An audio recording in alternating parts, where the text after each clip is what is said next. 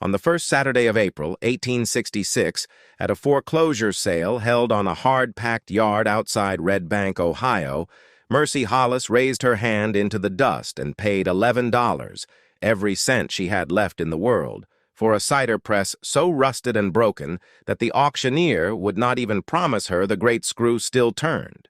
The whole yard erupted into laughter, and no one laughed louder or longer than Thaddeus Corwin, who owned the only other cider mill within 12 miles in any direction, and who had just finished telling the auctioneer, loud enough for half the yard to hear, that the wreck wasn't worth the rust in its own screw threads. Mercy did not flinch. She counted the coins into Jed Sparks's open palm one at a time, the way she counted everything in her life, signed the scrap of paper that made the ruin of timber and iron legally hers, and walked back through a crowd of grown men still wiping their eyes toward the wagon where her mule stood waiting, entirely unbothered, the only other creature in that yard who did not appear to find the morning particularly funny. What none of them understood, not Corwin, not the farmers slapping their knees, not even Wendell Cutter, who ran the general store and had laughed nearly as loud as Corwin had,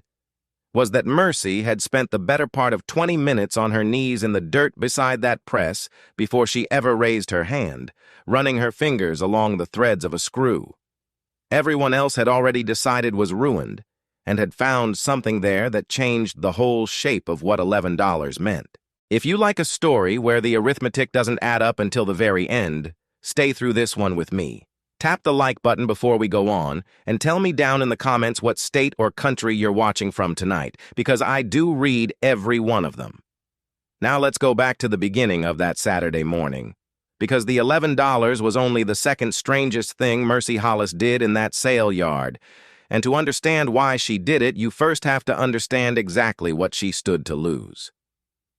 Mercy Hollis was 8-20 that spring, and she had been running 18 acres of hillside above the Sabine Fork on her own for a little over 2 years, since a lung fever had taken her husband Elias in the second week of a hard February and left her with a farm, a mule, 4 hens, and considerably more debt than either of them had ever discussed out loud while he was alive to discuss it. The place was called Hollis Ridge on the county plat, though nobody in Redbank called it anything but the old Hollis place, a habit of speech Mercy had stopped correcting because correcting it cost her more than it earned her. The ridge itself was stony, steep in places, and unsuited to much beyond hay, and the one thing it had always grown without being asked: apples. Elias's father had planted the orchard 40 years before from seed rather than grafted stock, the way a man did when he had more patience than money, and the result was some 3 dozen trees that bore small, hard, sharply sour fruit no fair-minded person would call an eating apple. Cider apples, people called that kind when they were being kind about it, and spitters when they weren't. Mercy had grown up 2 counties over eating apples exactly like them and had never once minded. The debt was the part nobody in Redbank knew the particulars of, which suited her fine because the particulars were not comfortable ones. In the spring of 1863, Elias had borrowed $150 from the Farmers' Bank of Redbank County to buy a second yoke of oxen and clear 5 more acres of hillside for orchard ground he never lived to plant. The oxen had gone lame within the year and been sold at a loss. The 5 acres still stood in stump and bramble. What remained of the note, after 3 years of Mercy paying down what she could from egg money and wool money and whatever the old trees gave her each fall, was $76, and the bank's cashier had informed her in February, in the flat, unhurried voice men used when they knew a thing could not be argued with, that the full balance was due and payable by the 1st of November, or the deed would pass to the bank the same as 2 other places on the Sabine Fork had passed to it that same hard winter. One of those 2 places was the foreclosed farm, whose goods were being auctioned off that very Saturday morning, the family gone west before the frost had even finished leaving the ground, their plow and their harrow and their milk cow, and at the very back of the yard where nobody much bothered to look, A screw-and-basket cider press nobody wanted because it was ruined and because everyone standing in that yard understood exactly what a ruined thing on a foreclosed farm meant about the family who used to own it. Mercy understood it better than most. She had done the arithmetic on her own $76 more times than she could count, lying awake in the dark, doing sums that came out wrong in the same 3 or 4 ways, no matter how she arranged them. And she had come to that sale yard that morning with a very particular, very modest plan that had nothing whatsoever to do with buying anyone's broken machinery. What income she had beyond the orchard came in small, unglamorous pieces. Her 4 hens gave her, on a good week, 2 dozen eggs beyond what her own kitchen needed, and she carried those to Wendell Cutter's store every second Saturday and traded them for a few coins she did not put toward the note at all, but folded instead into a chipped tin box kept on the shelf above her stove, a habit she had learned from her own mother, who had called it, without much further explanation, the roof money. It was not much. Some weeks it was 11 cents, but it existed for whatever the ledger could not predict, and Mercy had never yet found a year that didn't eventually ask her what that money was for. Every farm on the Sabine Fork that grew so much as a bushel of apples took them, come October, to Corwin's mill at the crossroads, because Corwin's mill was the only cider and grist works within a day's wagon ride in any direction, and had been since old man Corwin's time, 20 years before his son Thaddeus inherited both the mill and the manor that went with owning the only one of anything a whole valley depended on.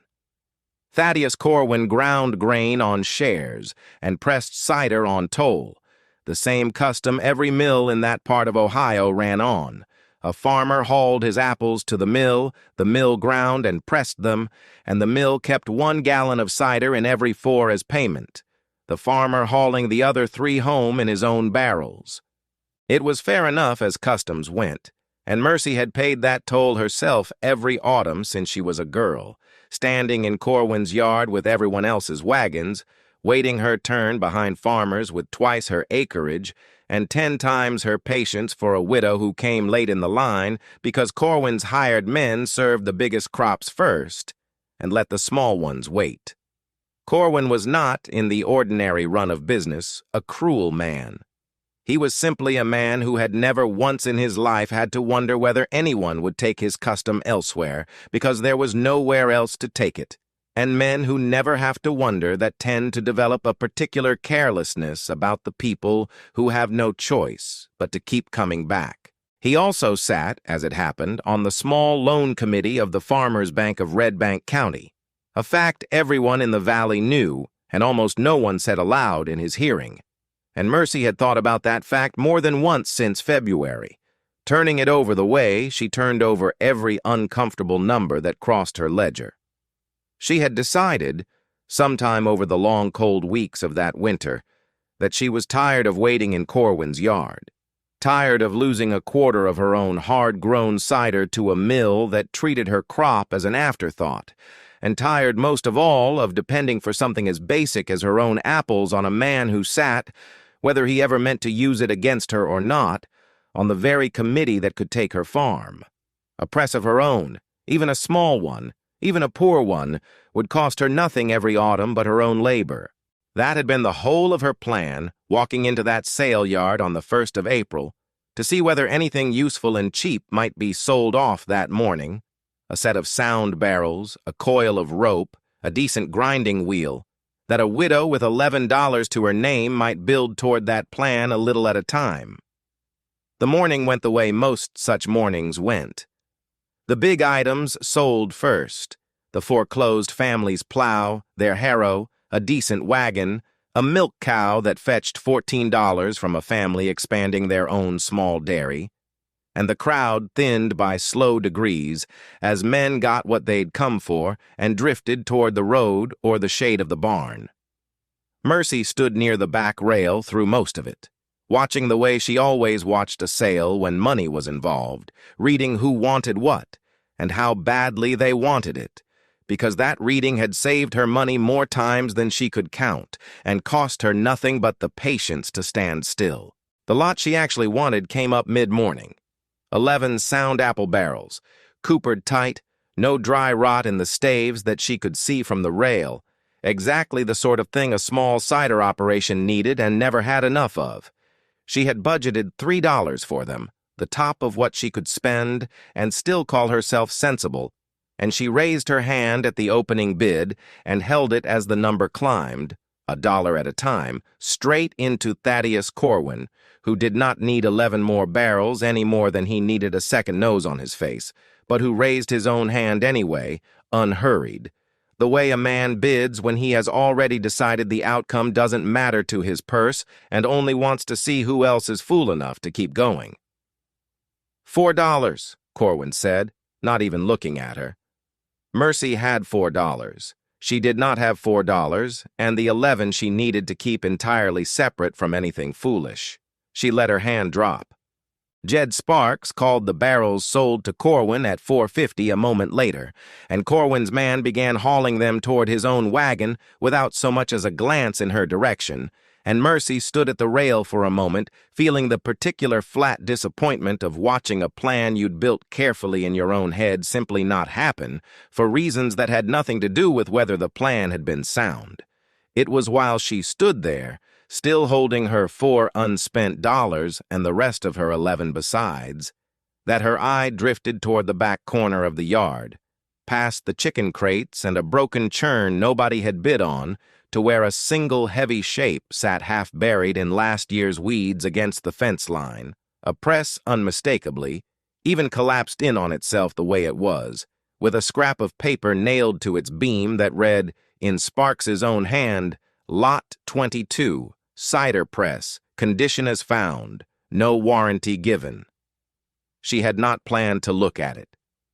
She looked at it anyway, the way she looked at everything before she let a crowd's opinion of it become her own, and what she found when she knelt down in the dirt beside it took the better part of 20 minutes and left the hem of her good gray dress dark with rust and old grease. The bed, the heavy timber base that should have carried the whole weight of the press and channeled the juice off into a tub, was cracked clean through on one side, split by some old frost or some old carelessness nobody would ever explain to her. The 2 follower blocks, the thick oak platens meant to sit atop the built cheese and take the screw's pressure evenly across it, were rotted soft enough that her thumbnail sank into the grain without any effort at all. The basket that should have ringed the cheese and held its shape under pressure had 3 staves split and 1 missing outright. And when she found her way, at last, to the iron collar at the base of the great screw, she understood at once why the auctioneer refused to promise the thing would ever turn again. The pawl was gone entirely, not broken, not bent, simply absent. The small iron dog that should have caught the ratchet teeth and held the screw's terrible stored tension from spinning backward the instant a man let go of the lever. A press with a good screw and no pal was not a poor tool. It was a dangerous one, the kind that could kick a lever hard enough to break an arm, and every farmer standing in that yard who had ever worked a press in his life knew it on sight, which was the real reason nobody but Mercy had knelt down beside it at all. But the screw itself, the great thick-threaded oak and iron heart of the whole machine, was sound.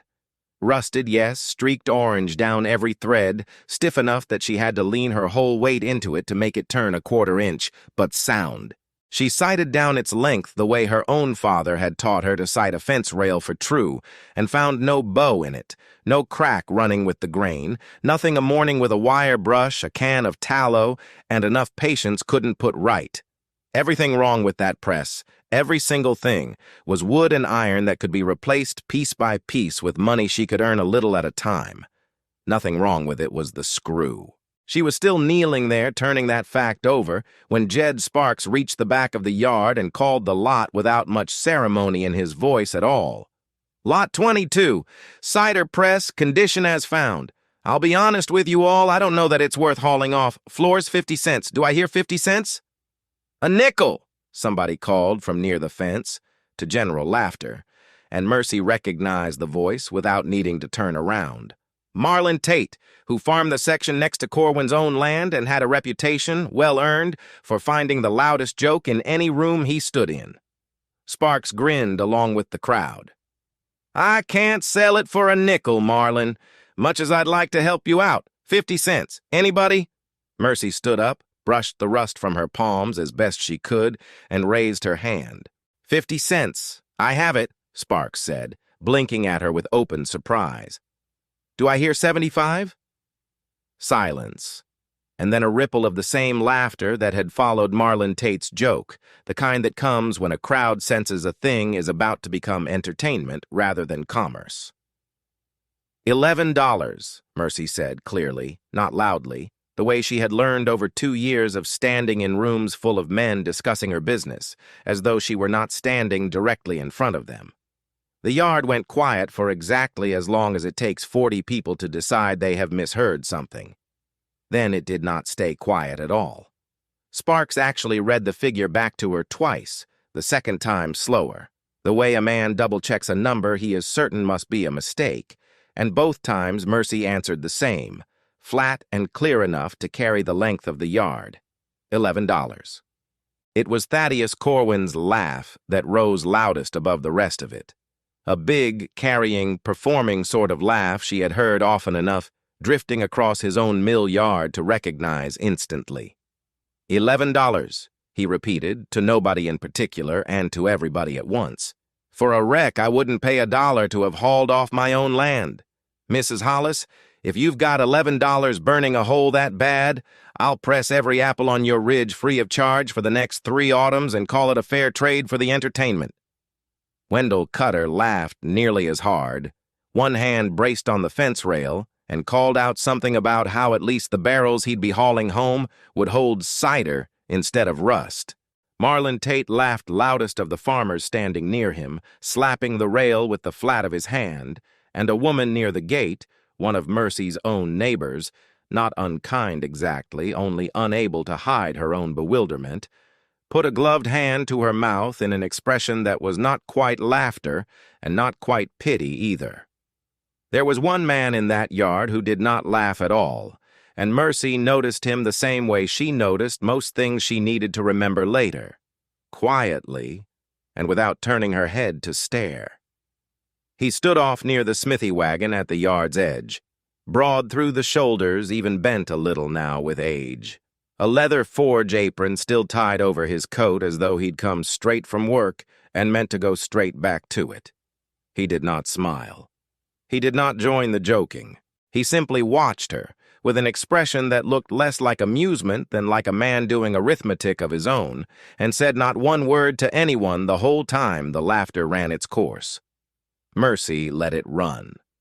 She had learned, over 2 years of being the only woman on the Sabine Fork running her own farm without a husband's name to stand behind, that a crowd's laughter was a kind of weather.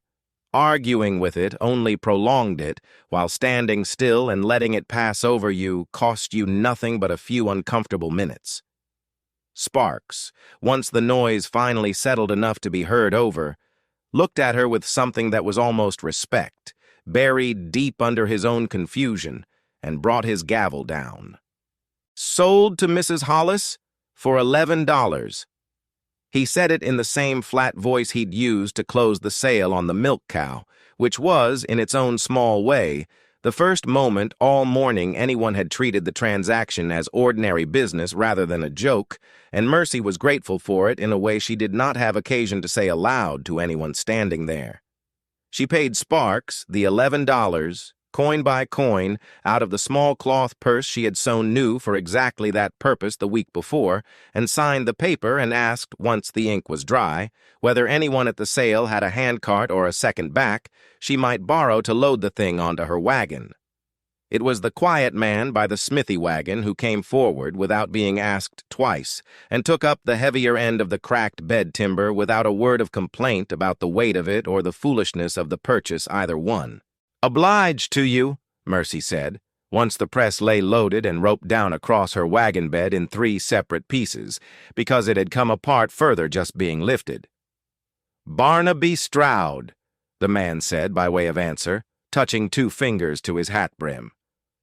I keep the forge on the mill race road." He looked at the ruin of timber and iron a moment longer, the way she herself had looked at it kneeling in the dirt. "Screw sound," he said finally, as though confirming something he'd already suspected from 20 feet away.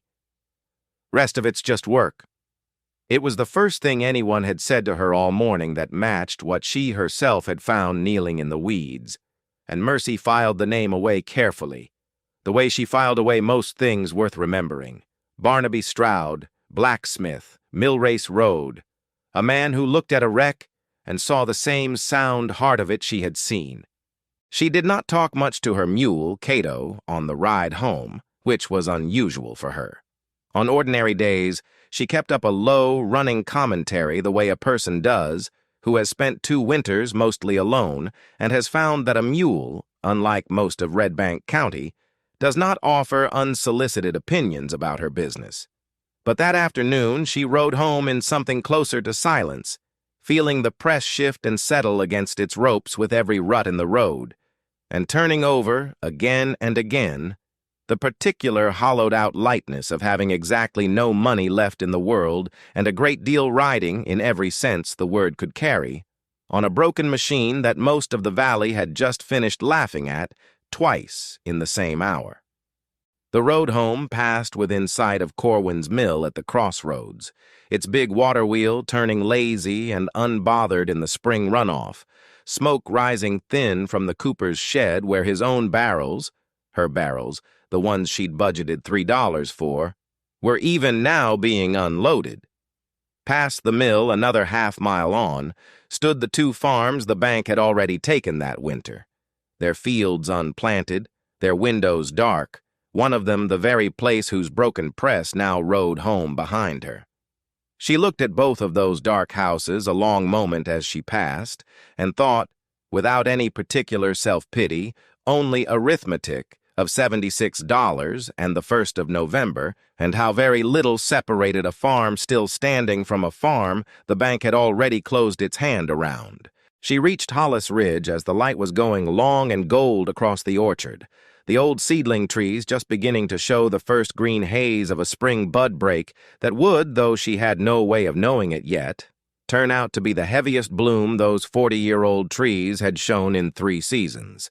She unhitched Cato, turned him into his paddock, and carried the 3 pieces of the press one at a time into the empty end of her barn, setting them down on a patch of swept dirt floor where the morning light would strike first through the east door. She did not try to fit the pieces back together that evening. It was near dark, and she had learned enough, even from a girlhood spent watching her own father true a fence rail and her own 2 years of running a farm alone, to know that a proper first look at what $11 had actually bought her deserved better light than a dying Saturday could give her. Tomorrow, she told herself, latching the barn door against the evening chill. Tomorrow, she would know exactly what she owned, and exactly how much work stood between the wreck sitting in her barn tonight and whatever she meant it to become by the time the note came due. She went inside, lit the lamp, and opened the leather-bound ledger she kept on the shelf beside her mother's old tin box. At the top of a fresh page, in her own small, careful hand, she wrote the date, and beneath it, Cider Press, Lot 22, foreclosure sale, $11. She sat looking at that single line for a long moment, the lamp guttering slightly in the draft from the window, and then, because it was true, and because writing a true thing down had always steadied her more than saying it aloud, she added 1 line more beneath it. Note due November 1st, $76. She left the rest of the page blank,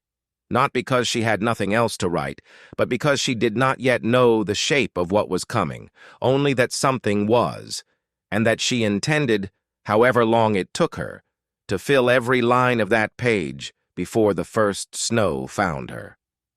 Sunday morning came in clean and cold, with the kind of hard early light that shows a person exactly what she is dealing with, and does not flatter her for asking.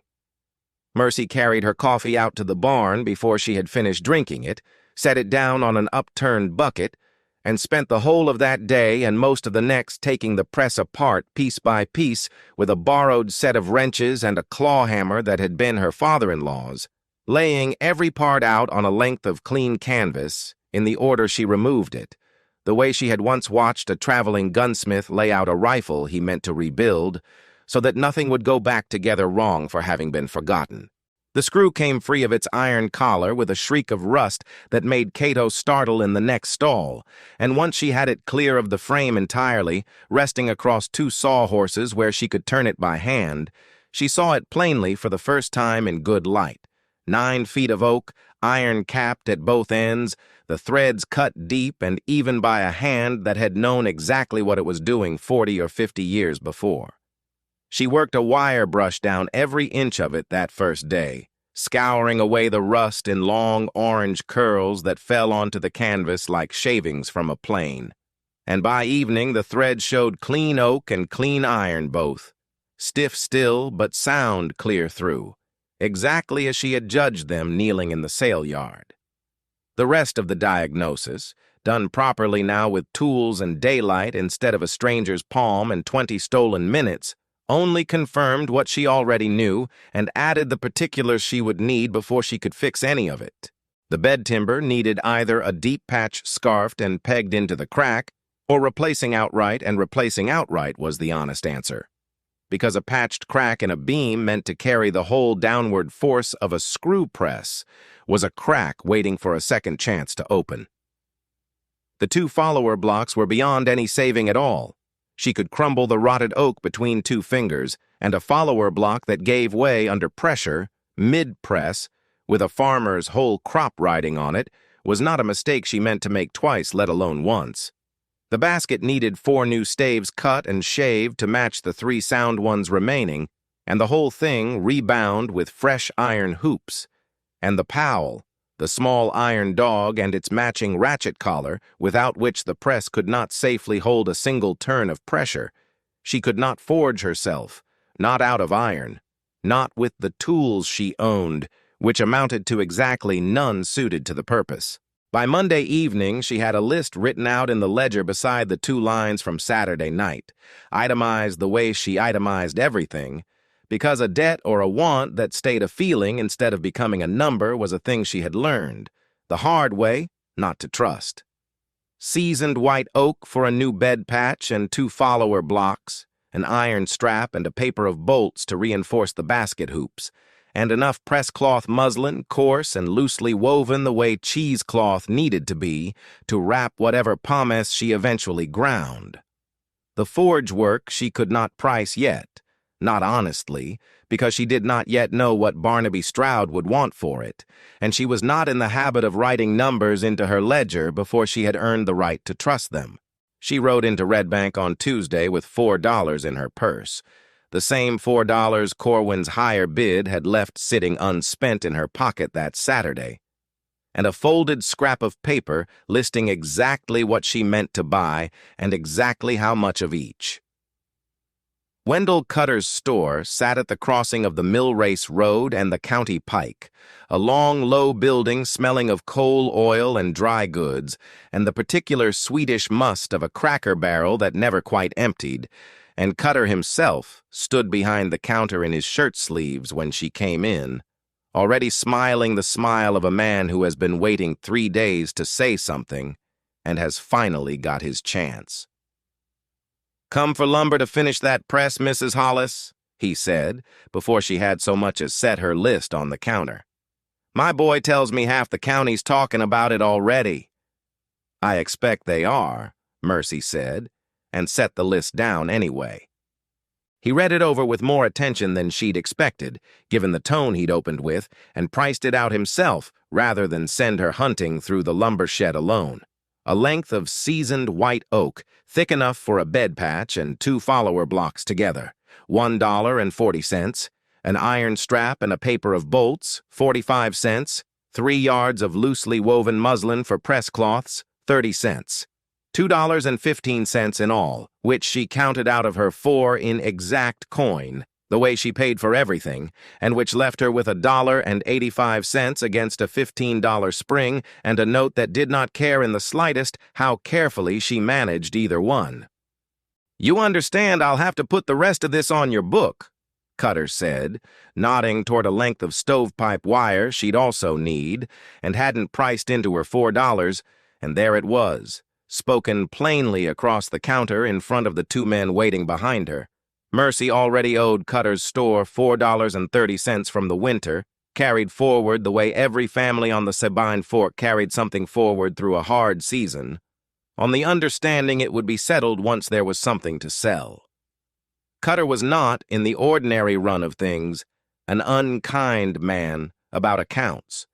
He carried worse balances than hers for longer, and never once threatened to close her book the way some storekeepers threatened widows for sport. But he also could not resist adding, as he wrote the wire into her account rather than her purse, "Be an awful lot of debt to carry for a machine the auctioneer himself wouldn't guarantee, is all I'll say on it." "It's my debt to carry, Mr. Cutter," Mercy said, and thanked him for the lumber, and carried her bundle out to the wagon past two farmers loitering near the door who had, by the look on their faces, heard every word of the exchange and formed their opinions of it already. Word of the $11 had reached every farm on the Sabine Fork, before Mercy's own wagon wheels finished drying out from the Saturday dew, the way word of anything foolish or unusual always seemed to outrun the people actually involved in it. By the second week of April, when she rode in for a spool of thread she genuinely needed, she understood from the particular quality of the silence that fell over three men loitering at Cutter's counter that they had already heard the story, decided what they thought of it, and were simply waiting to see whether she would give them the satisfaction of looking embarrassed about it. She did not give them the satisfaction. She bought her thread, paid for it in exact coin, thanked Cutter with the same level courtesy she used for every transaction in that store, and left. It was, she reflected on the ride home, a fairly ordinary Tuesday, notable only for how many people had found a reason to be standing near a window when she rode past it. The mockery took its cruelest shape, not from the men, who mostly laughed and forgot her within the hour, but from the particular currency of small-town women's talk, which traveled faster and reached further than anything the men ever managed. She was standing at the dry goods counter one Saturday in late April, waiting on a length of ribbon she'd promised a neighbor's daughter for a christening gown, when two farm wives from the far side of the valley took up position just behind her, near enough that their voices, pitched to carry no farther than they intended, carried perfectly well to her anyway. "I heard she's got the whole wreck of it laid out across her barn floor," one said, "like she means to build it back with her own two hands." "Widow Hollis's own two hands," the other answered in a tone that managed to compress a great deal of doubt into 4 ordinary words. "And $11 she can't spare, spent on scrap a foreclosed man himself couldn't be bothered to fix before the bank took his place out from under him." Cutter, to his credit, kept his eyes on the counter and said nothing at all. Mercy paid for her ribbon, wished both women a good afternoon in a voice that gave away exactly nothing, and rode home with the particular hot specific humiliation of being somewhere her failures were casual conversation, and her attempts at recovery were the punchline sitting low in her chest the whole way. She let herself feel it for perhaps 10 minutes on that ride, the way she always allowed herself exactly that much and no more, and then she reached Hollis Ridge,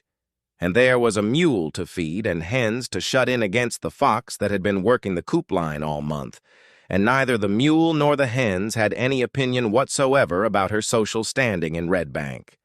which she found, more often than she would ever have admitted aloud, to be one of the great comforts of farm work. By the first week of May, the orchard had come fully into bloom, the old seedling trees so thick with white and pink blossom that the whole ridge hummed audibly with bees from first light until dusk, a sound Mercy found herself standing still to listen to more than once that spring, though she could not yet have told anyone exactly why it mattered to her the way it did. She only knew, watching it, that a bloom that heavy on trees, that old, was not nothing, and that whatever the valley wanted to say about her $11, the orchard itself did not appear to have heard the joke.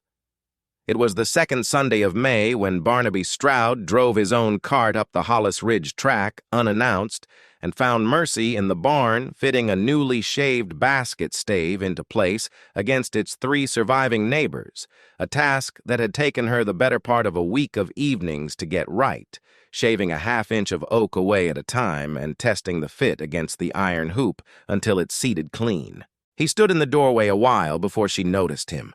watching the way he had watched her in the sale yard, and when she finally looked up, he nodded once, the way a man nods at work he approves of without needing to say so,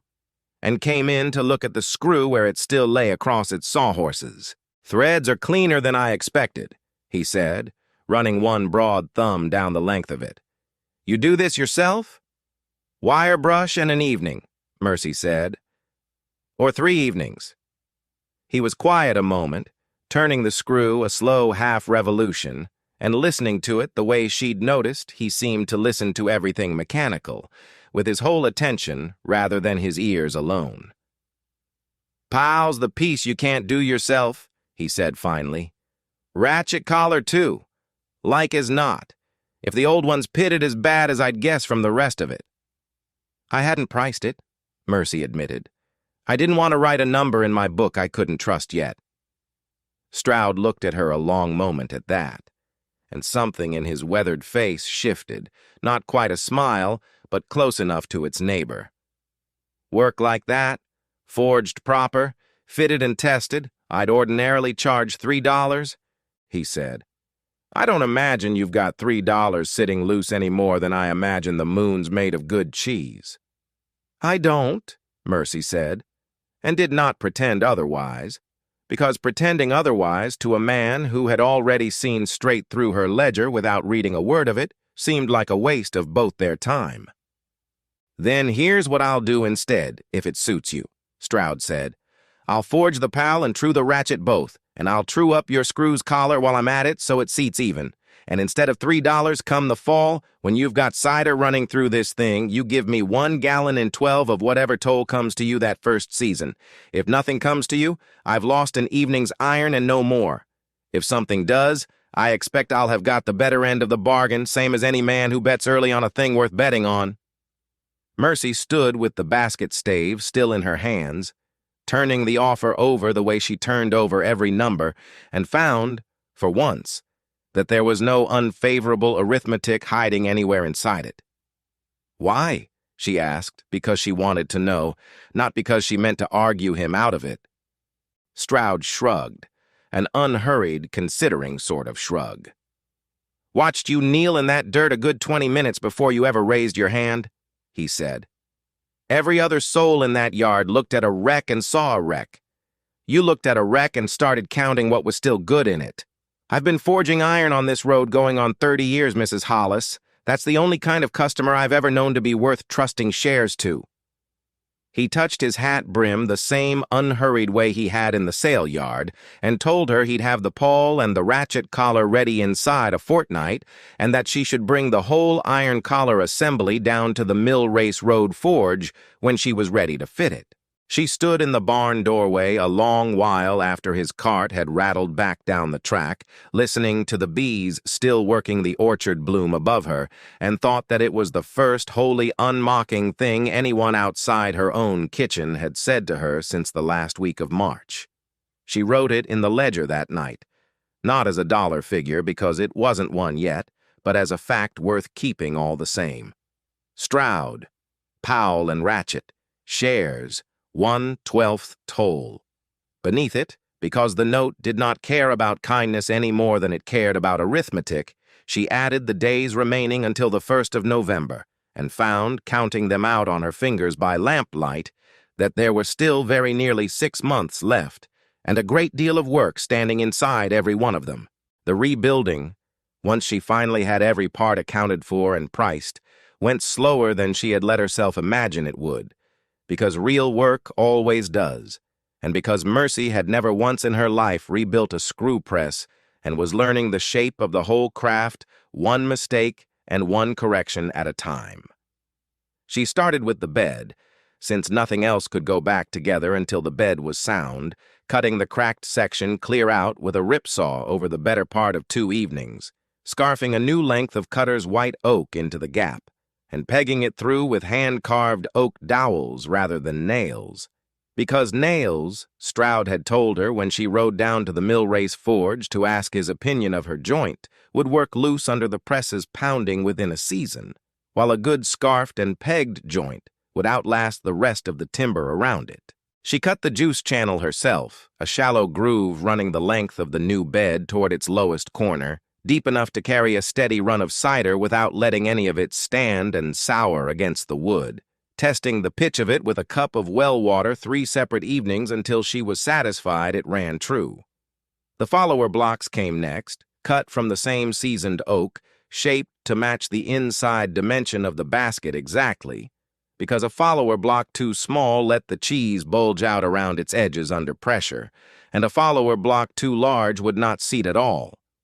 She planed each one by hand until it sat flush, checking the fit against the rebuilt basket a dozen times before she was satisfied, and oiled both blocks with linseed to slow whatever rot had taken the first pair, a trick she had gotten not from any pamphlet but from watching her own father oil a barn door hinge that had outlasted 3 houses built around it. The basket itself, 4 new staves fitted against 3 old ones, and the whole ring rebound with the iron hoops cutter's strap had been cut down to make, took the better part of a week of evening work after her regular chores were done, and it was, when she finally stood it upright and ran her hand around its full circumference without finding a single gap she could fit a fingernail into,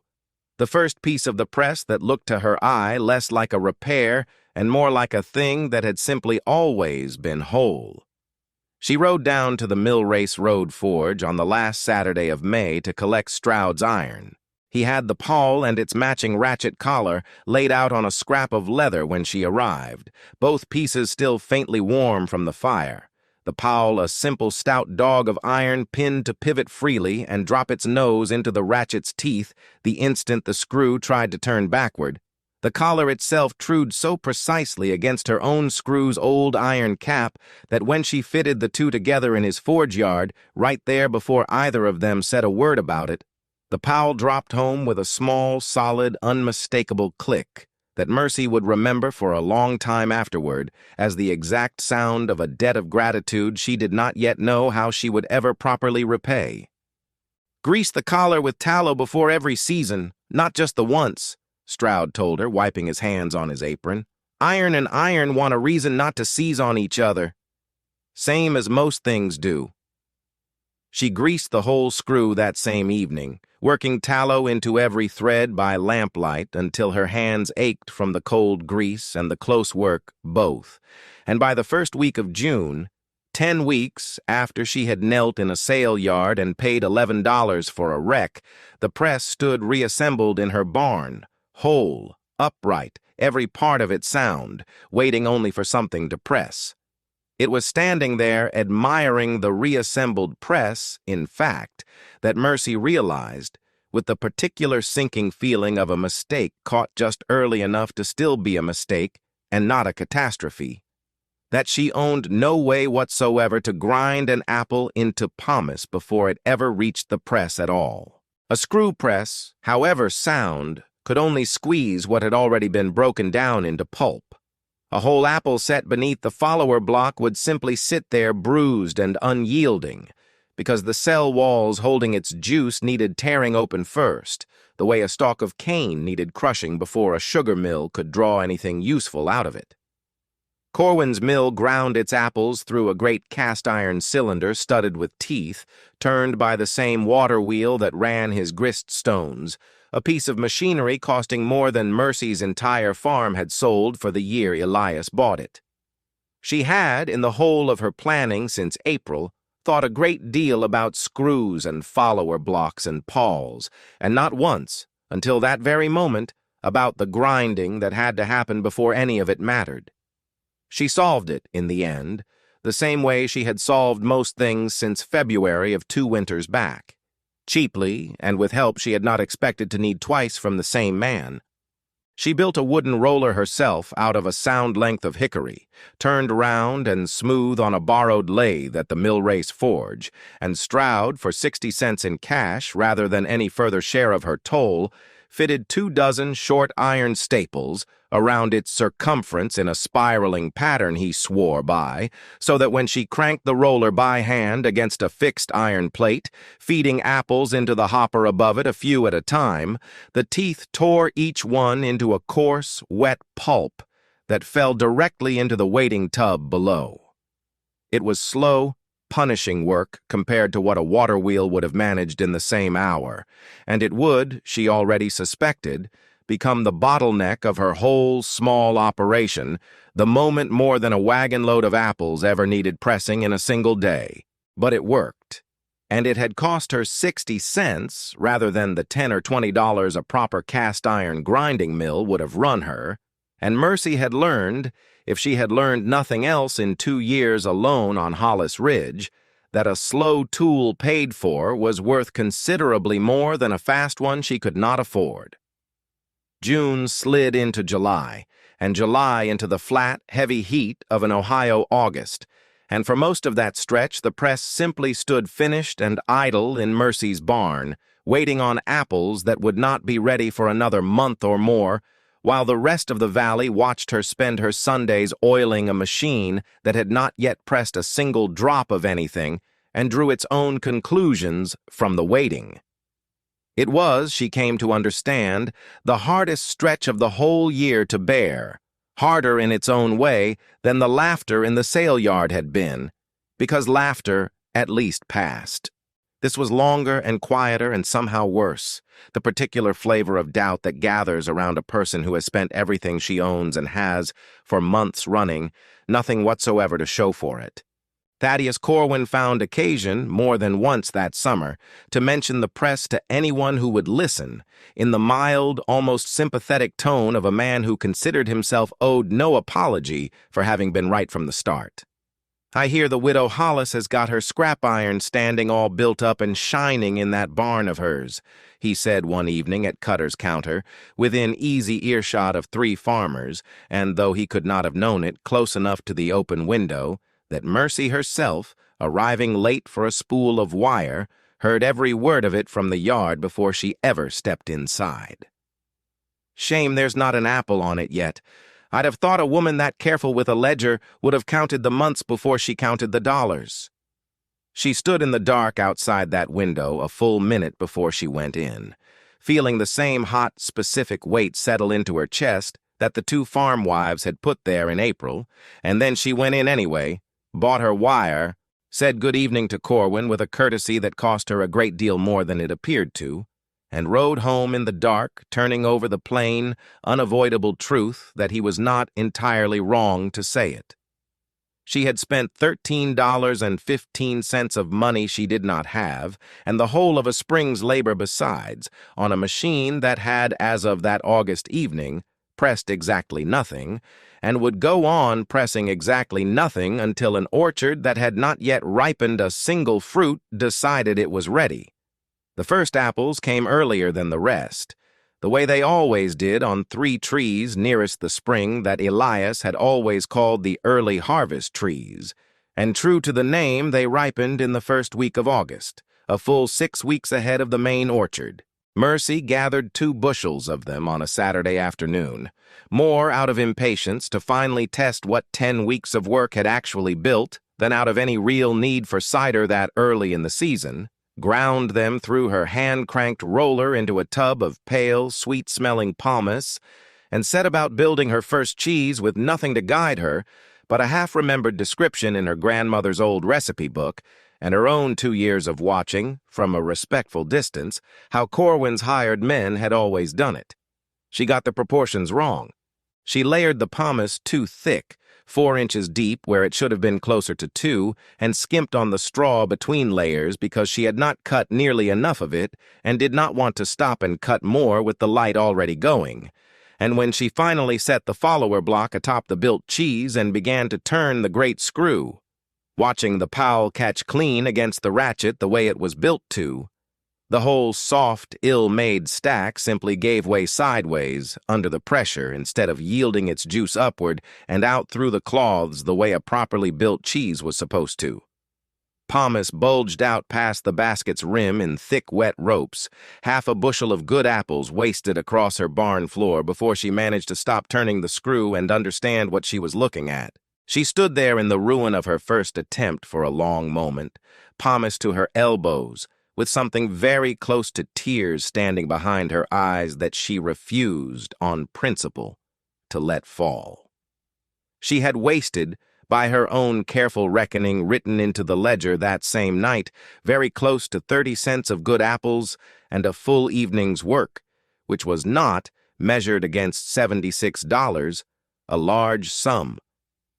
But it was 30 cents she had not had a use to spare, and it came, worse than the money, with the sick, private fear that she had built a sound press only to discover she did not actually know how to use it,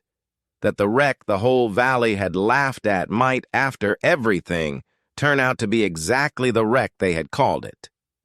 She did not sleep well that night, but she was back in the barn before full light the next morning, and this time she cut straw properly, a full basket of it clean and dry, and built the second cheese in thin, careful layers, no more than 2 inches of pomace at a time, each layer wrapped snug in its own square of press-cloth muslin, and separated from its neighbor by a bed of straw thick enough to give the juice somewhere to run besides straight out sideways, exactly the way, she realized only now, watching it hold its shape under her own hands, that generations of cider makers before her had built the thing for reasons that were not tradition for tradition's own sake,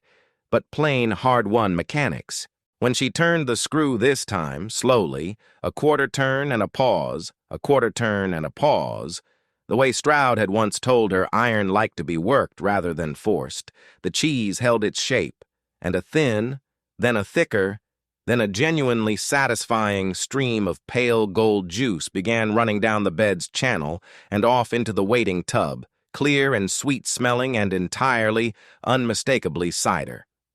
Mercy knelt down beside the tub the way she had once knelt beside the wreck of the press itself in a stranger's sale yard, cupped a little of it in her palm, and tasted it. It was, she thought, standing alone in her own barn on an ordinary Tuesday morning, in the second week of August. Very possibly the best thing she had ever made with her own 2 hands. And there was no one there to see it but a mule who had no opinion on the matter, and a press that had cost $11 and very nearly 6 months of a valley's laughter to finally prove itself sound. She wrote the date in her ledger that evening, and beneath it, for the first time since April, first pressing successful, 2 bushels early harvest, approximately 5 gallons sweet cider. She looked at that line a long while by lamplight. Then she looked out the window toward the main orchard, where the older trees, heavier with fruit than she had ever seen them in her 2 years on the ridge, stood waiting on the last real stretch of an Ohio summer to finish ripening a crop that was already, though she did not yet have any way to know exactly how large it would prove to be, shaping up to be the biggest the Sabine Fork had seen in longer than most of the valley could remember.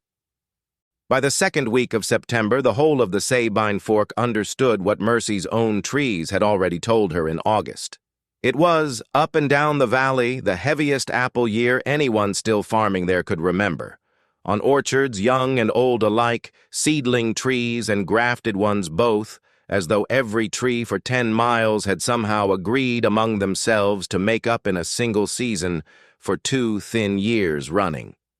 Farmers who could tell you the reason for it if you asked did not agree on much beyond the plain fact of it. Some blamed the mild winter just past, some the wet spring, and the oldest men in the county, the ones who had watched orchards long enough to trust the rhythm of the thing more than any single season's weather, said only that apple trees kept their own accounts, the way a person kept a ledger, resting light for a year or 2 and then paying the whole balance due at once, and that this, at last, was the year the balance had come due. Whatever the cause, the effect was the same on every farm along the ridge. more apples than anyone had built barn room, barrel stock, or spare hands to properly manage. Mercy rode into Redbank on an errand in the third week of September and passed 3 separate farmyards, where windfalls lay heaped ankle-deep beneath the trees. More fruit on the ground than any family could gather before the wasps and the first soft rot got to it. The sweet, faintly fermented smell of bruised apples hanging thick over the road the whole 3 miles into town. It was, she understood even before the rest of the trouble made itself known, a crop that could turn from blessing to disaster within a matter of days if it wasn't ground and pressed fast enough, because an apple did not wait patiently in a barrel the way a bushel of wheat could. It bruised, it softened, it drew wasps and rot in equal measure, and a farmer with more apples than he could press before they spoiled was, in the plainest terms she knew, a farmer looking at a harvest that would rot in his own dooryard while he watched. Her own orchard bore the heaviest crop she had ever seen from those old seedling trees. 30 bushels by her own careful count, more than double what they'd given in either of the 2 years since Elias died, and she spent the better part of a week simply gathering it into every barrel, basket, and clean feed sack she owned, stacking what wouldn't fit under a canvas tarp in the barn's driest corner, and trying, without much success, not to think too hard about how she would press 30 bushels through a single hand-cranked roller before the whole lot went soft. The news reached her, as most news did, through Wendell Cutter's store, 3 days into the last week of September, carried in by a farmer named Otway, who had driven 8 miles out of his way rather than wait behind the line already backing up at Corwin's Crossroads mill. "Corwin's press is down," Otway told Cutter, loud enough that half the store heard it, Mercy included, standing near the flour barrels with a list still in her hand. "Follower block split clean through this morning, right in the middle of a cheese. First big crop in 3 years, and the thing gives out on him like a rotten plank. He's got apples backed up in his own yard he can't touch, wagons turned away, clear back to the crossroads, and no telling how long before he can get seasoned oak cut and fitted proper." Mercy stood very still by the flour barrels, and if anyone in that store had been watching her closely rather than Otway, they might have noticed that her expression did not change at all, which was, for Mercy, very often the exact moment something important was happening inside her. She knew, without needing to be told the particulars, exactly what a split follower block meant, because she had held 2 rotted ones in her own hands back in April and understood precisely what happened to a press when that single piece failed. Nothing else could safely bear weight until it was replaced, and replacing it properly, the way she had done it herself, was not a morning's work. It was weeks at the very least of cutting and seasoning and fitting, weeks the valley's bumper crop did not have to spare. She learned the fuller shape of it over the following days, the way a story always filled itself out once it started traveling. Corwin's press was old, older even than the wreck she'd bought for $11, and his follower blocks had never once been replaced in all the years his father and then he himself had run that mill, because a press that worked did not, in Corwin's own accounting, need fixing, until the exact wrong morning when an unusually heavy, densely packed cheese asked more of tired old oak than tired old oak had left to give. It was, though nobody in Redbank would say it to his face, very nearly the same failure the foreclosed farm's press had already suffered once, and Mercy, standing in her own kitchen that evening turning it over, found she did not feel the satisfaction she might once have expected to feel. She felt, mostly, the cold, practical understanding that an entire valley's worth of apples was now ripening toward rot with nowhere at all to be pressed, and that she owned, however small and however slow, the only other press for 12 miles that still worked. It took 4 more days for anyone to actually come and ask her. Mercy understood why, even if it stung a little to sit with. A man who has spent 6 months telling a joke about a widow's broken press does not find it easy to be the first one standing at her gate needing that same press to save his crop. And pride, she had learned watching the whole valley these past months, was a slower thing to spend than money, even when a man could plainly no longer afford to keep it. It was Marlin Tate who broke first, arriving at Hollis Ridge on the last Saturday of September in a wagon loaded with 11 bushels of apples already beginning to soften at the edges, sitting up on the bench with the particular stiff, unhappy posture of a man who has rehearsed several different ways of opening a conversation and liked none of them. He sat there a moment after he'd reined in, not getting down, and Mercy came out onto the porch and waited, because she had learned that waiting cost her nothing and told her a great deal about what was coming. "Corwin's down 3 weeks, maybe more," Tate said at last, looking somewhere just past her shoulder rather than at her face directly. "I've got 11 bushel here going soft in the wagon bed as we speak, and I heard tell your press was running." "It is," Mercy said. He was quiet a moment longer, turning his hat brim in his hands. "I laughed at you pretty hard back in April," he said, which was, Mercy thought, about as close to an apology as Marlin Tate was built to come. And she found she did not need it to be any closer than that. "You did," she agreed, without any particular heat in it. "Bring the wagon round to the barn. Toll's 1 gallon and 4, same as you'd have paid Corwin, and I'll want the apples sorted from the wagon before we start, so the soft ones go first." Tate looked at her for a long moment, something shifting behind his eyes that was not quite surprise and not quite relief, but sat close to both. And then he clucked to his team and drove the wagon around to the barn without another word. She worked through Marlin Tate's 11 bushels that whole Saturday afternoon, cranking the hand roller until her shoulders ached and her palms blistered through even the leather gloves she'd taken to wearing, feeding the pale, bruised apples in a steady stream, and watching the coarse, wet pomace fall into the tub below exactly the way she'd practiced through August.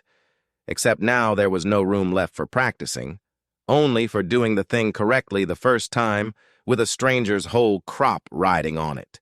She built the cheese the way she had rebuilt it that second morning in August, thin, even layers no more than 2 inches of pomace at a time, each one squared off inside its own press cloth and bedded on clean straw, working with a steadiness she had not quite trusted herself to have until she felt her own hands simply doing it, layer after layer, without her having to think through each step the way she had that first ruined evening. Tate watched the first several layers go down with the guarded expression of a man reserving judgment, and said nothing at all until she set the follower block atop the finished cheese, fitted the screws collar home, and began to turn. The pal caught clean against the ratchet with that same small, solid click she remembered from Stroud's forge yard, holding the tension the instant she paused to rest her arms. And Tate, watching that, made a small sound in his throat that might have been surprise. The juice came slow at first, beading and then trickling down the channel she'd cut into the new bed with her own hands, and then, as she brought the screw down, another careful quarter turn and paused, and another. It came in a full, steady, golden stream, running off the bed's lowest corner exactly where she had planned it to run, straight into the clean tub she'd set waiting beneath it. "Well," Marlin Tate said, standing in her barn doorway with his hat still in his hands, watching Cider run out of a machine he had laughed at not 6 months before. "Well, I'll be." Mercy did not say anything clever back to him. She had, by that point, very little energy left over for cleverness, and besides, she had learned that the juice running steady into the tub said everything that needed saying a great deal better than she could have said it herself. She pressed his 11 bushels down to the last basket of pomace, measured off her toll of 1 gallon and 4 into her own barrels, and sent Marlin Tate home with the rest of his cider before full dark, the first man in the whole of Redbank County to haul his own crop away from Hollis Ridge instead of Corwin's Crossroads mill. Word of Marlin Tate's 11 bushels moved through the valley considerably faster than the 11 bushels themselves had ripened, the same currency of small-town talk that had once carried the story of her $11 folly to every farm on the Sabine Fork, now carrying in its place the plainer and far more useful fact that the widow Hollis's press ran, and ran clean, and that a man with apples going soft in his wagon bed no longer had to choose between Corwin's 3-week wait and watching his own crop rot where it stood. By the second week of October, she had pressed for 19 different farms, some bringing 3 bushels and some bringing 30, and she had begun keeping the tally in a second column of her ledger, separate from the note and the store account, the way she'd once watched a mill clerk keep a running book at a grain elevator 2 counties over. Gallons pressed, gallons kept in toll, running total. Some farmers, she found, preferred to pay a small cash toll instead of leaving a quarter of their juice behind, a custom Corwin himself had always allowed for those who wanted every drop of their own cider entire. And Mercy allowed it too, at 3 cents the gallon, though most of that first rush of desperate apple-heavy farmers chose the old way, the toll in kind, because coin was scarcer on most of those farms that October than apples were. She could not manage it alone for long, not at the volume that was coming at her now,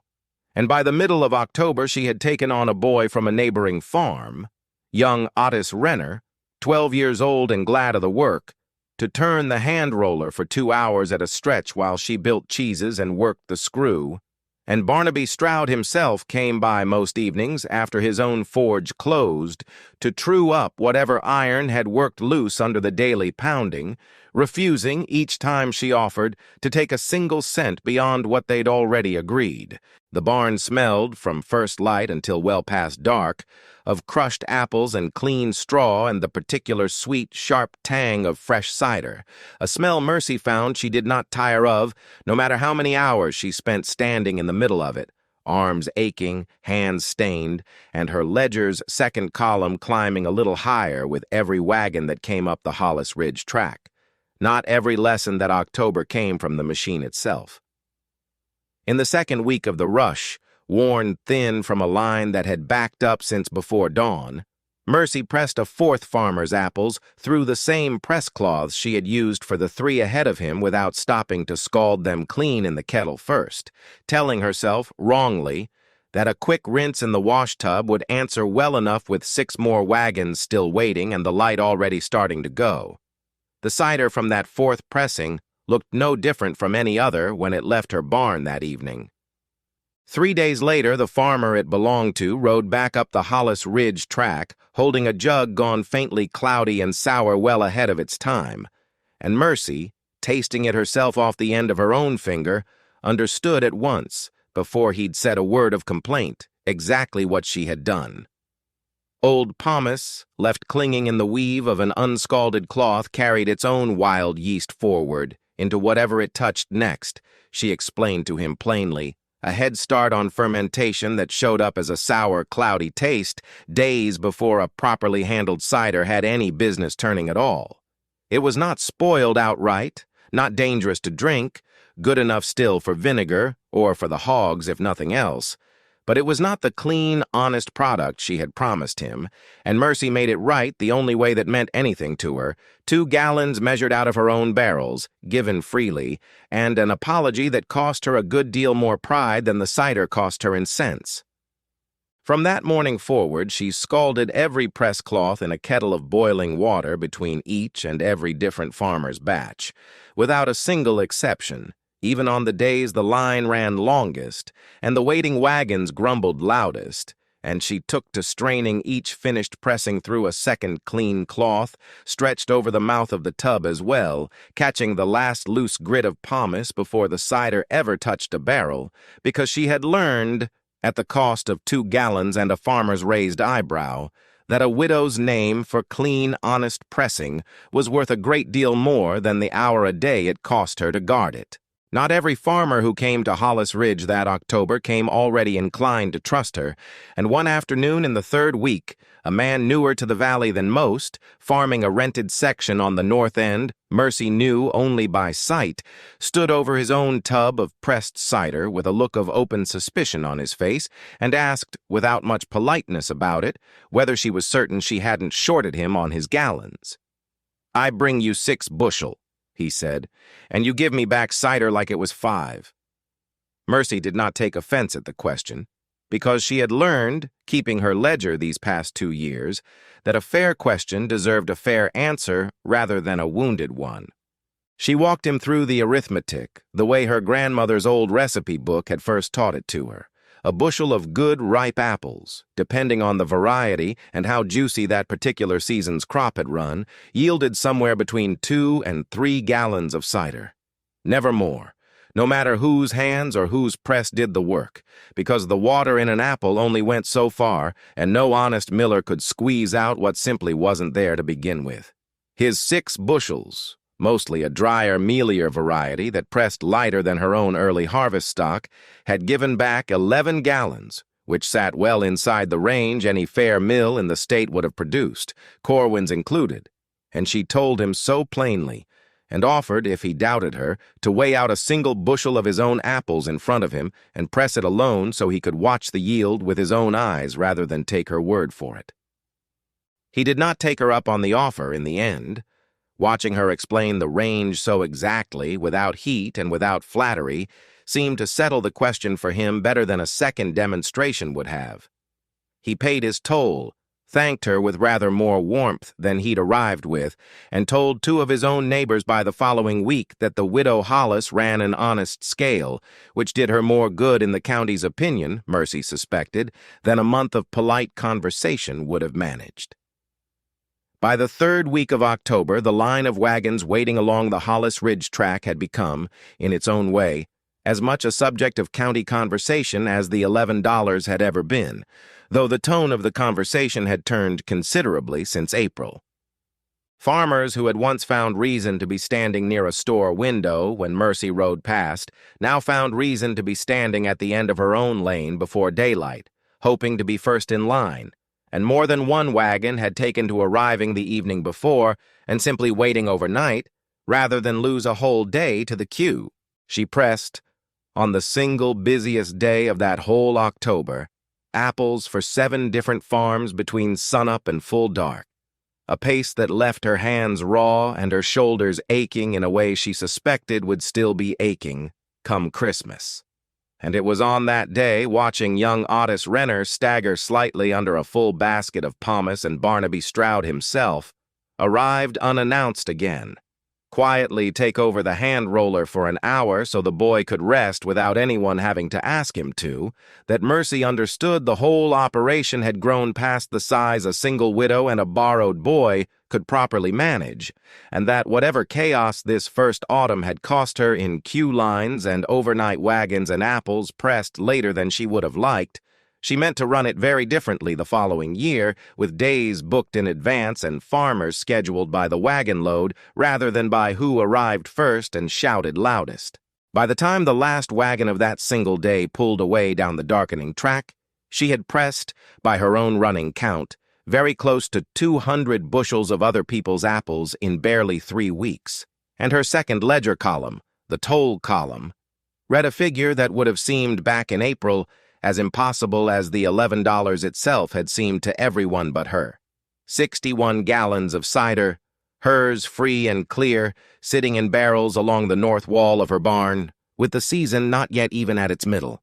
She sat down with both ledgers on the last evening of October.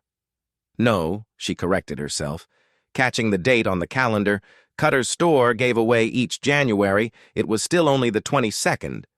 though the days had begun to feel in the particular way that a deadline compresses a person's sense of time, as though November 1st were already at the door rather than 9 days off, and ran the whole account from the beginning, the way she had promised herself back in April that she would once there was finally something worth adding up. The toll gallons alone, sold raw at 10 cents, would not carry her anywhere near $76, not even close, and she had known that arithmetic for weeks without letting herself dwell on it, because raw cider at 10 cents a gallon was, she had come to understand, watching her own barrels fill, the least valuable thing she could do with what the valley's apples had given her. The real answer, the one she had been building toward without fully admitting it to herself, since that first Tuesday morning in August, when she'd tasted her own cider standing alone in the barn, sat not in the barrels of sweet cider at all, but in the black iron kettles she had not yet so much as filled, and in a craft she had learned watching her own grandmother's recipe book years before she ever imagined needing it for anything beyond a jar of holiday preserves. She wrote the date at the top of a fresh page, and beneath it, honestly, because she had never once found a use for a ledger that lied to her.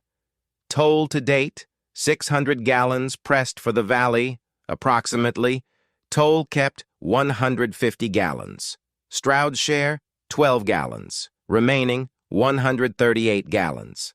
She looked at that last figure a long moment. 138 gallons of her own cider, sweet and clean and entirely hers, and understood that the next 9 days would decide, as plainly as anything had decided anything in her whole life, whether that number turned into $76 in time or did not. Part of what made the toll work more than simple squeezing, Mercy had come to understand over those 6 frantic weeks,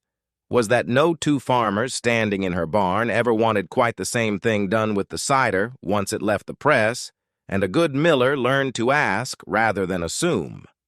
Cider did not sit still once it left the tub. Wild yeast, carried in on the very skins of the apples themselves, went to work on it within days of pressing whether anyone invited it to or not, and what a farmer meant to do with his gallons decided everything about how Mercy sent him home.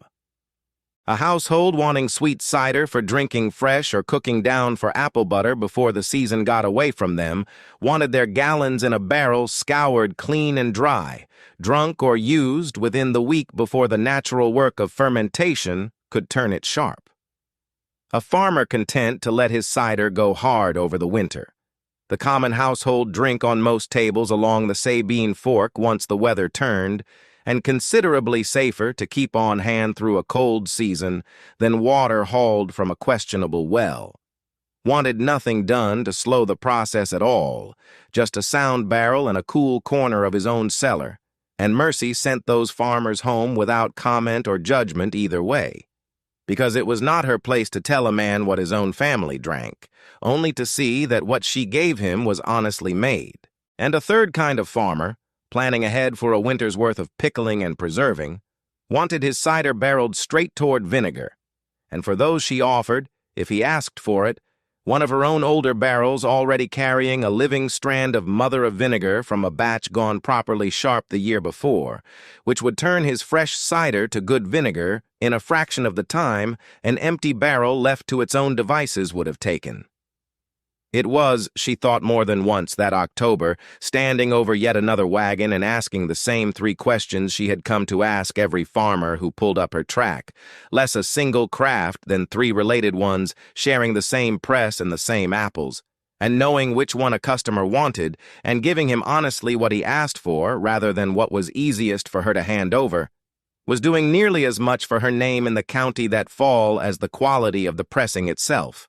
There were mornings that October when Mercy woke before 4 with her shoulders already aching from the day before and could not, for the length of a few honest seconds, remember why she had ever thought an $11 wreck of a press was a debt worth carrying into a summer of laughter. Those mornings never lasted long. She would rise and dress in the cold and walk out to a barn already smelling of crushed apples from the day before, and by the time Otis Renner came trudging up the track a little after sunup, cheerful in the particular unbothered way of a boy who is glad of honest work and a fair wage, whatever doubt the dark hour had carried in with it was generally gone. Barnaby Stroud came by most evenings that whole stretch, ostensibly to true up whatever iron had worked loose under the day's pounding, though Mercy noticed, without ever remarking on it, that some evenings there was no iron loose at all, and he stayed anyway. An extra pair of steady hands on the screw or the roller for an hour, so she and the boy could eat a proper supper before dark. It was Stroud, too, who quietly arranged for a neighbor's spare wagon to haul away the mountain of spent pomace that built up behind the barn faster than she could otherwise have managed it, trading the sodden mash to a hog farmer 3 sections over for a fair price in coin that Mercy had not even thought to ask for until he handed it to her.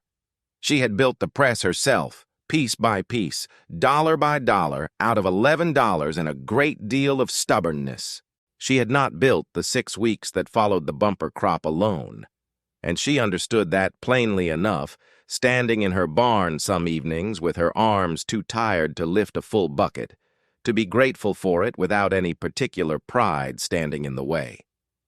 By the last week of October, her hands had gone past ordinary soreness into a kind of permanent dull ache she had stopped mentioning even to herself, and it was on one of those late, cold evenings, pressing by lantern light because the day's wagons had run later than she'd planned, that she came closest that whole season to real trouble.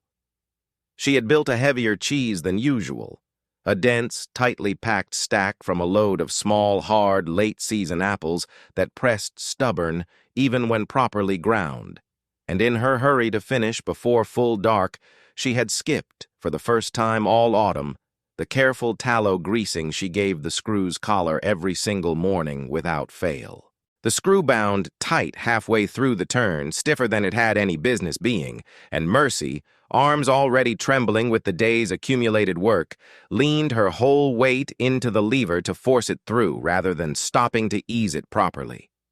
For one long, cold second, she felt the screw hesitate against the resistance in a way that was entirely unfamiliar to her, felt the lever start to give back against her hands instead of yielding forward the way it always had, and understood, with a clarity that cut straight through her exhaustion, exactly what a screw under that much stored tension could do to a person standing precisely where she was standing if the one small piece of iron meant to hold it ever let go.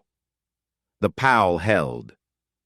It caught the ratchet's teeth clean and firm, exactly as Barnaby Stroud had forged it to do back in May, and the screw's backward lurch stopped dead, rather than becoming the kind of sudden, violent kick that broke arms, and worse, on presses less carefully rebuilt than her own. Mercy stood very still in the lantern light for a long moment afterward, breathing harder than the work alone accounted for, and then set down the lever, walked to the tallow tin, and greased the collar properly before she turned the screw another single inch, no matter how dark it was getting or how many wagons still waited on tomorrow's line. She did not tell anyone what had very nearly happened that evening, not Stroud, not Otis, not even her own ledger, which recorded dollars and gallons, but had never once been asked to record fear. But she thought about it more than once in the weeks that followed, standing over the screw each morning, working tallow into threads that no longer needed convincing. And she understood something she had not fully understood back in May, when Stroud first dropped that small iron dog home with a click in his own forge yard.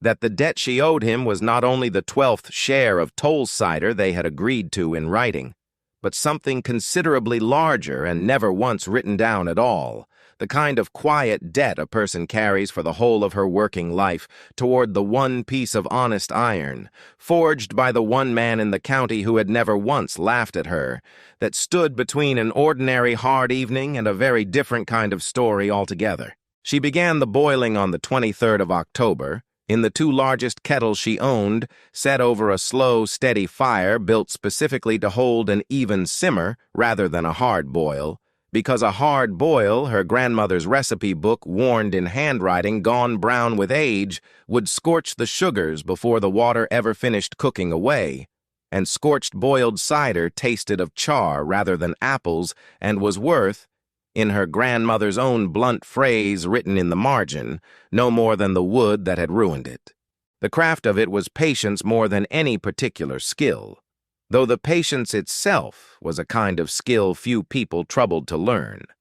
5 gallons of her own clean sweet cider, ladled into the kettle and left to simmer for the better part of a full day, skimmed of the pale foam that rose steadily to the surface as the water cooked away, stirred every quarter hour so that nothing along the kettle's bottom edge had the chance to catch and scorch. Watched and watched again as the liquid slowly darkened from pale gold to amber, to something closer to a deep, glossy mahogany, thickening all the while until a dripped spoonful held its shape for a moment on a cold plate rather than spreading thin and running. 5 gallons boiled down patiently over most of a day to 1 gallon of the finished article.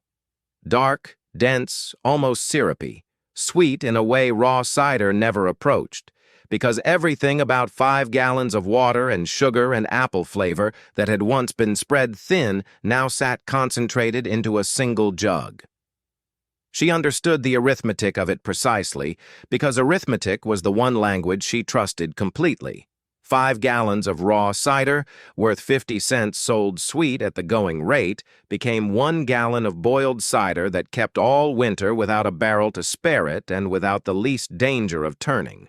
Which was worth, she had already confirmed, by asking careful questions of both cutter and a produce buyer passing through the valley that same week, very close to $1 on its own. It was not a fortune made from nothing. It was, more precisely, a fair price finally being paid for the labor of standing over a kettle all day, watching it the way a mother watches a fevered child, refusing to let it scorch or thin or spoil. Value that had always been sitting inside those 5 gallons of sweet cider, waiting for someone patient enough to boil it out. She worked through 14 straight days of it that way, alongside the pressing itself, boiling in the evenings after the last wagon of the day had gone,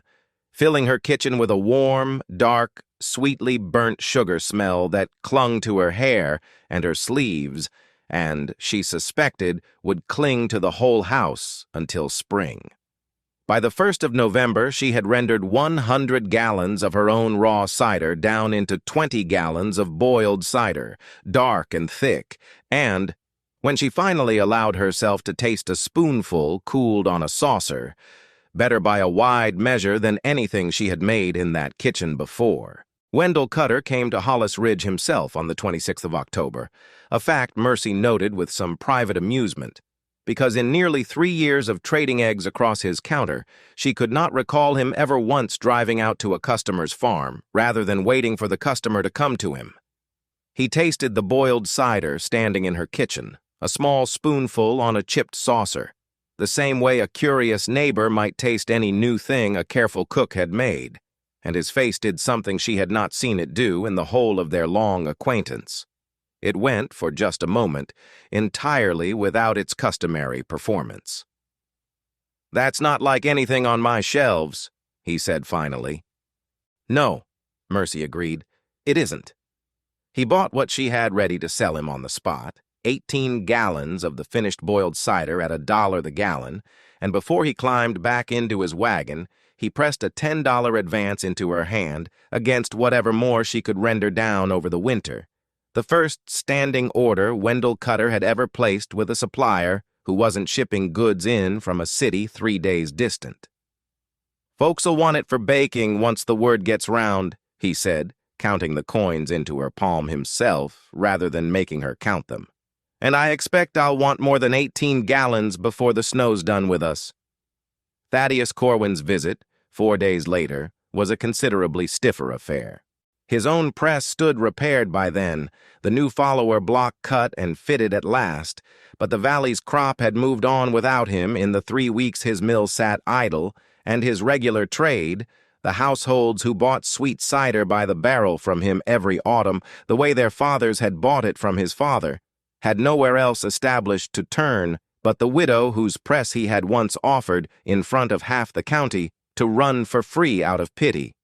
He did not offer pity now. He stood in her dooryard with his hat in his hands, an object Mercy had genuinely never once pictured Thaddeus Corwin holding, and asked, in a voice considerably smaller than the one he'd used in the sale yard in April, whether she had raw sweet cider to sell, and how much.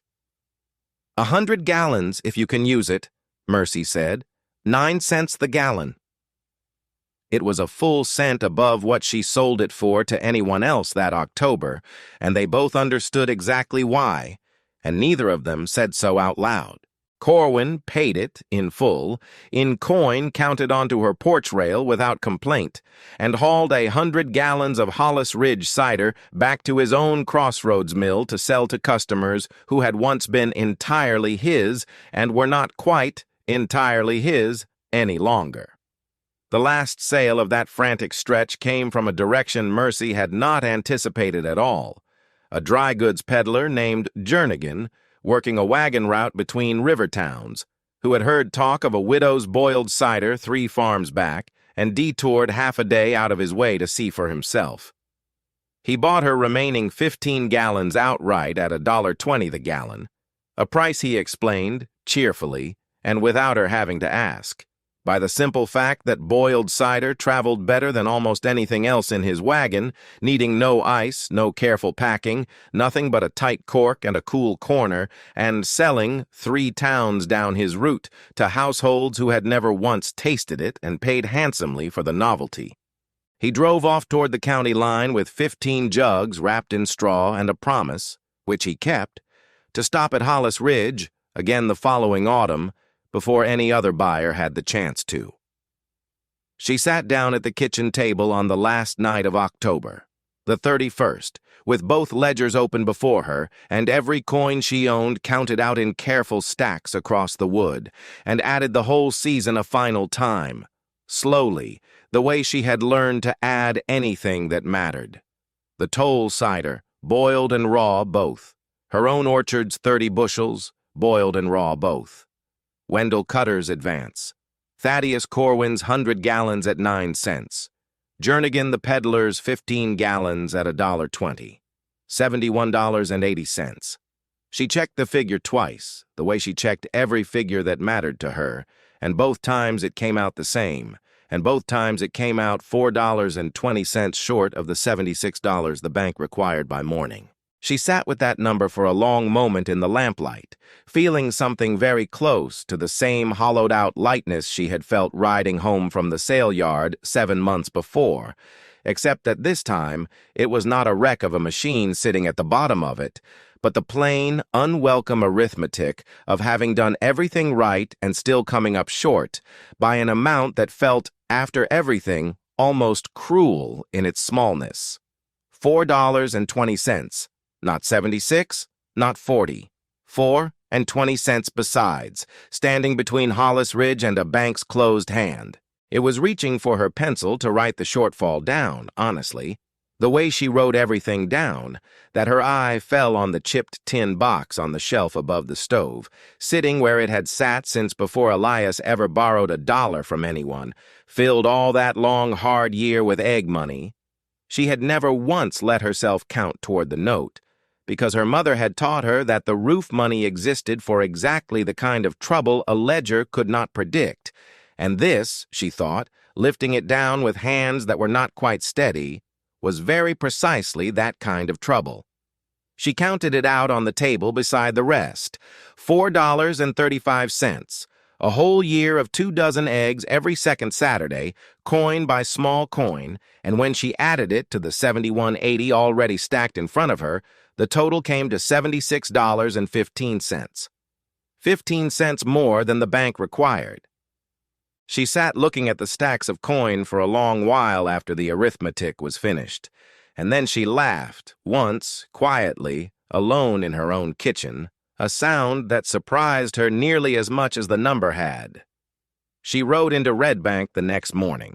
the 1st of November, with every coin wrapped carefully in a cloth in her coat pocket, and walked into the Farmers' Bank of Redbank County a few minutes past 9, past the same cashier who had read her the note's terms back in February in a voice that assumed she would not meet them. She counted the coins out onto his counter one at a time, the way she counted everything, $76.15 in full, and watched him count it a second time behind the counter, his expression shifting by careful degrees from polite skepticism to something closer to plain surprise, before he took up his stamp and brought it down, once, across the face of the note, paid in full. Thaddeus Corwin was standing at the far end of the same counter that morning, come in on his own bank business, and he watched the whole transaction over the cashier's shoulder without troubling to pretend he wasn't watching. He did not laugh this time. He crossed the floor once the cashier had finished, and stood before her with his hat in his hand for the second time in a week, and said, in a voice that cost him something to produce, I believe I owe you an apology I've been slow in getting to, Mrs. Hollis. You were wrong about the press, Mercy said, not unkindly, because she had found, standing there with a stamped note in her hand, that she had no particular need to make him suffer for it any further than the arithmetic already had. You weren't wrong about much else. It was a fair fight, once it started being one. He nodded, once, the way a man nods when he has been given more grace than he expected, and left it there, which she thought was probably the most he had in him to give. Word of the note traveled through Redbank the same way every other piece of her business had traveled that year, but the shape of the telling had changed entire. It was not any longer the story of a widow's foolish $11, but the story of a woman who had bought a wreck nobody else would touch and pressed 600 gallons of the valley's own apples with it inside of 6 weeks, and Mercy heard it told that way, more than once, by people who had laughed the loudest back in April and now found other things to say when her name came up. Marlin Tate stopped his wagon on the road a week later, not for pressing this time, just to say, gruffly and without much ceremony, that his wife had taken to buying her boiled cider for the winter baking and pronounced it better than anything she'd ever gotten off Corwin's shelf, and that he'd thought Mercy ought to know it. Wendell Cutter's standing order grew, by the middle of November, to 30 gallons a month through the winter, boiled cider mostly, with a case of raw, sweet cider besides for households that still wanted it fresh. And more than one farmer who had stood in that sale yard slapping his knee in April found occasion, that November, to stop by Hollis Ridge and settle his toll account personally, in cider, in coin, or simply in the plain, unglamorous currency of no longer laughing. It was Wendell Cutter's own store, fittingly enough, where Mercy happened to be standing on a cold afternoon in the middle of November when one of the 2 farm wives who had once discussed her scrap iron press in carrying whispers over the dry goods counter came in for a jug of boiled cider for her holiday baking, not recognizing at first, or perhaps simply not remarking on, whose barn that particular jug had come out of. "They tell me Widow Hollis's is the only boiled cider worth the money this side of the county line," the woman said to Cutter, counting coins onto the counter, entirely unaware that the widow in question stood not 4 feet behind her, waiting her own turn with a bolt of new muslin for winter sewing. "So they tell me too," Cutter said, with a perfectly level face that Mercy would later privately admire him for, and rang up the sale without another word. Mercy said nothing at all, and felt, standing there in her own quiet way, no particular need to. She had learned, over a year that had cost her a note nearly called early, a summer of open ridicule, and one very expensive lesson about unscalded cloths, that the loudest vindication a person could ask for was rarely a dramatic one. More often it was simply this: a woman who had once doubted her paying good coin, gladly, for a jug of something Mercy's own 2 hands had made, and never once connecting the name on everyone's lips with the quiet woman standing behind her in line. Mercy bought her muslin, thanked Cutter, and rode home with a small, private, entirely satisfied sort of quiet sitting in her chest the whole way. The following September, 1867, farmers began stopping by Hollis Ridge in August, weeks before a single apple was ripe, to book their pressing days in advance, exactly the way Mercy had told herself, standing exhausted in her barn the October before, that she meant to run things the second time around. She had a proper appointment book now, ruled into weekly columns, and a second hand-cranked roller Stroud had helped her build over the winter so that 2 boys could grind while she pressed, and a real cast-iron grinding mill on order from a foundry in Columbus, paid for outright in cash, rather than owed to anyone. That would arrive, Cutter promised her, well before the following year's crop came in.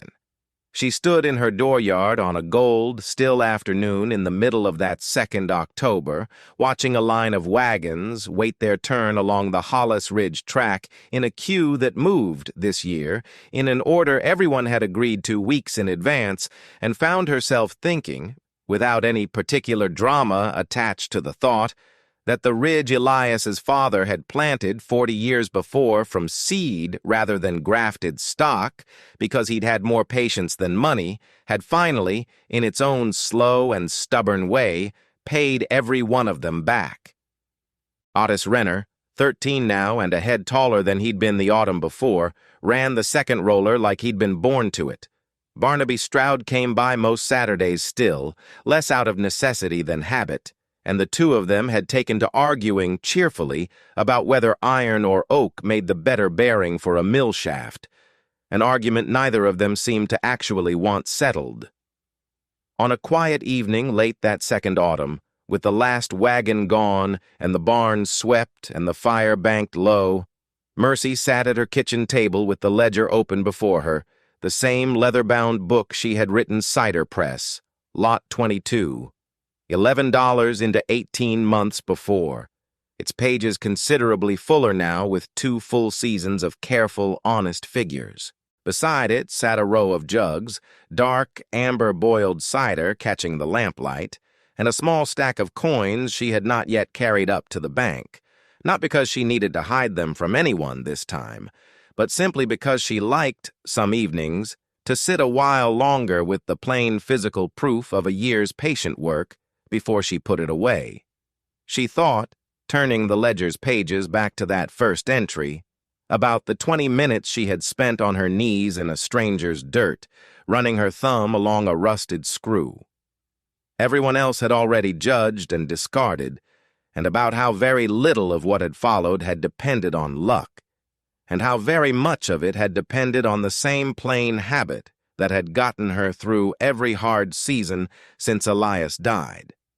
looking closely at a thing before agreeing with what everyone else had already decided it was worth. The press itself sat out in the barn even now, tallow-greased and sound, having pressed in 2 seasons more gallons of other people's apples than she could any longer keep a precise count of without consulting the ledger.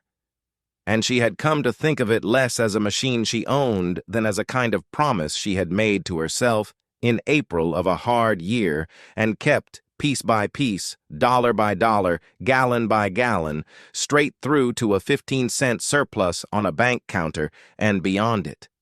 She was not, she would have told you plainly if you had asked her that evening, a rich woman, not by the reckoning of anyone standing in a city 3 days distant.